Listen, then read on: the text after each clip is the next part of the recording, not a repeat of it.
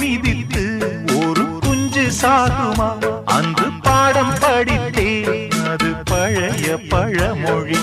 குஞ்சு மிதித்து இந்த கோழி நொந்ததே, இதை நெஞ்சில் நிறுத்து, இது புதிய பழமொழி.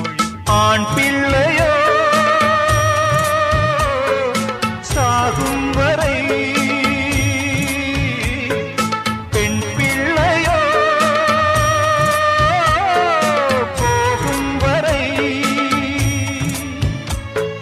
வீரண்டும் தாயும் வரை, அழுது விட்டே நானவரை. ஒரு பெண் புறா